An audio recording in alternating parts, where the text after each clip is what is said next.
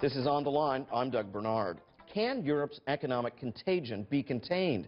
And what if the medicine feels worse than the illness itself? Well, economist Daniel Mitchell has a few thoughts on the matter. He's a senior fellow at the Cato Institute here in Washington, studying international tax and fiscal policies, and joins us here. Daniel Mitchell, is there such a thing as economic contagion?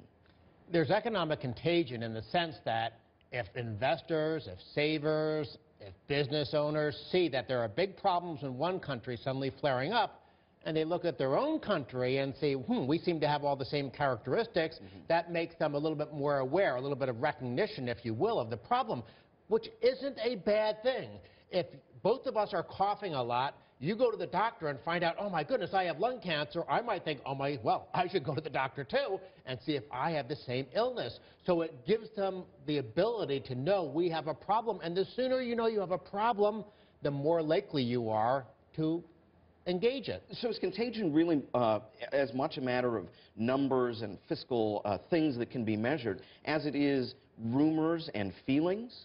There's no question there's a psychology in the marketplace, and you could have countries in the European Union that are very, very well managed. Think of Luxembourg, Denmark, Estonia, Sweden, or something like that. Now, maybe investors and savers in those countries will get nervous, but in all likelihood, they probably can relax. Even though this is considered an EU problem, I really think it's a national government, national economy problem. If your country is overspent, like Greece or Italy, that's a problem you have to deal with. If your banks have made dodgy, bad loans and investments, say Cyprus or Spain, that's a problem you have to deal with. But it's not a euro problem per se. So let's look at the most recent example, Cyprus. Who is to blame for what happened in Cyprus, from your perspective? The banks made bad investments. If you look at their portfolios, they basically bought a lot of Greek government bonds. Well, what do we know happened to Greek government bonds in the last couple of years? Everyone who held those bonds got a very serious haircut. So if you're a Cyprus bank, you invested in Greek government bonds thinking that was a safe investment, all of a sudden you wind up thinking that, gee, I thought I had this many assets, now I really have this many assets, so they are insolvent now. So it wasn't the Cyprus government per se, it was the banks making bad decisions. So if these banks, these are private banks you're talking about, yes. If these banks made bad decisions, why aren't they being forced to, as they say, take the haircut, to feel the pain of the fallout? Well, they are being forced to feel the pain. In some sense, even though it's a muddled situation, what's happened in Cyprus isn't a bad outcome considering the mess they had gotten themselves into. The Cyprus government, yes, they've overspent. They don't have the ability to bail out their banking system. They couldn't do what we did with TARP. And that's actually a good thing, because what they should be doing is shutting down the insolvent institutions, and at least one of the two big banks is being shut down. So that means that the big money shareholders and the big money bondholders are going to lose out, and then they're going to protect depositors up to the 100,000 euros. Right. But then there's not enough money left over to bail out the big depositors.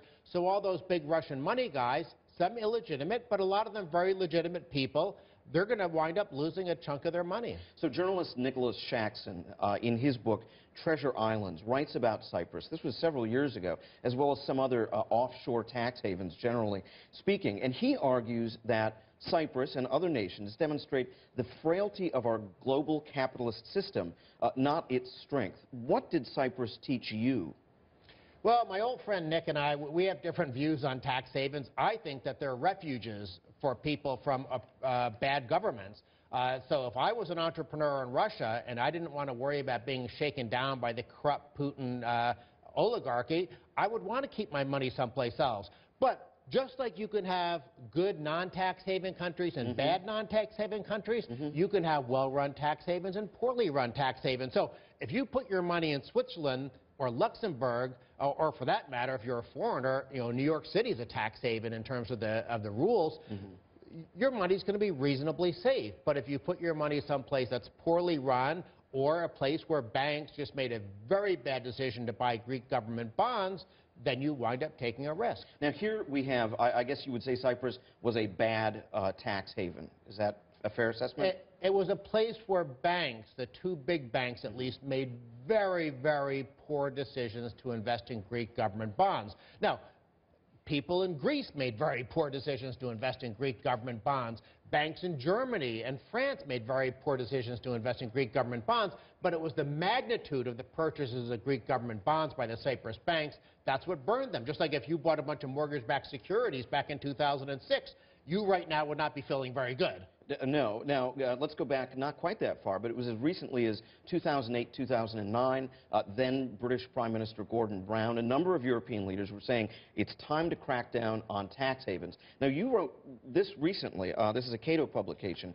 You were talking about the OECD, the Organization for Economic Cooperation and Development, and you say the OECD essentially argues that it's illegitimate for businesses to shift economic activity to jurisdictions that have more favorable tax laws. I guess essentially means they're not directly arguing that, but in the end, that's the effect of their argument. Why should individuals, however, especially those perhaps like in the case of Cyprus, certainly some of those depositors were not all on the up and up, why should they have the ability to transfer money from haven to haven without some oversight or without some restrictions on that? Well, fundamentally, this is an issue that defines libertarianism. You believe in the freedom of the individual over the power of the state.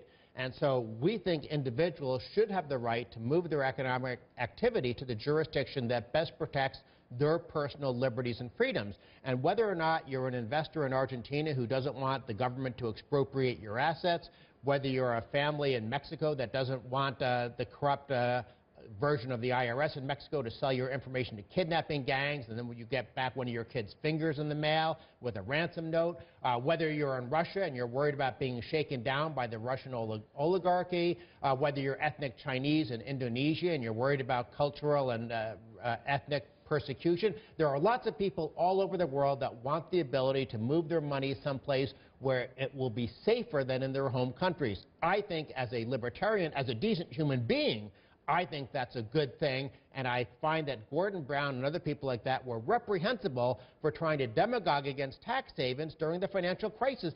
Nobody in Liechtenstein told the Federal Reserve to have easy money policy. Nobody in the Cayman Islands had any responsibility for the corrupt subsidies from Fannie Mae and Freddie Mac.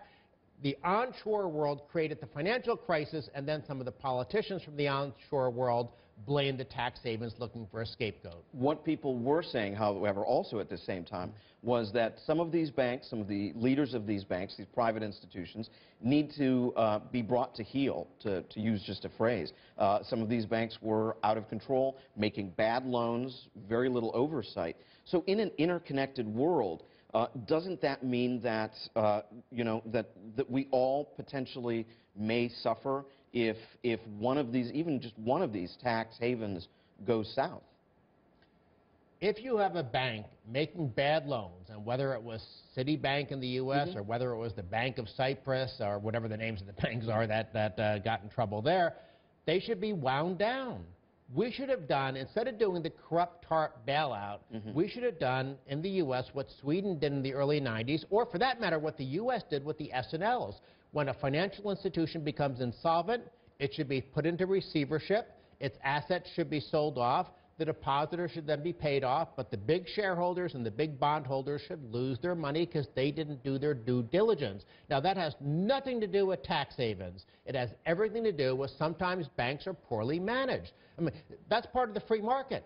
If capitalism without bankruptcy is like religion without hell, and TARP was, I guess, the Unitarian Church of government policy. So let's move it forward just a little bit. Austerity really seems to be a dividing line in terms of whether that's the best medicine. Austerity has already come to Greece, to Spain, in some form, and likely to come to Cyprus. How does austerity help a nation when it's suffering economically? Ultimately, you can't consume more than you produce. Some nations, just like sometimes some households, try to live beyond their means, and that gets them in trouble. Now, it's a huge debate what type of austerity you're going to choose. Unfortunately, with the exception of maybe the Baltic countries like Estonia, the European countries are choosing tax increase austerity. They're imposing the austerity on the private sector, which isn't very good for their economy. What they should be doing, they got in trouble because they had government spending too much money. they should be reducing government spending, not raising taxes. Now, that's one debate, what type of austerity. Then you have the Keynesians out there who are saying, well, gee, we got in trouble because we overspent. Let's spend a bunch more because that's going to somehow goose the economy. Well, that didn't work for Hoover and Roosevelt in the 30s. It didn't work for Bush in 2008. It didn't work for Obama in 2009. It didn't work for Japan in the 1990s. So what I always tell my Keynesian friends, show me one bit of evidence that this policy has ever worked. So I guess in the end, like there are good and bad tax havens, there's good and bad austerity? Yes, and there are good and bad non-tax havens. Ultimately, everything depends on whether people, whether they're in government or in the private sector, are making prudent, intelligent decisions. I'm afraid we're going to have to leave it there. Thank you so much for joining us today.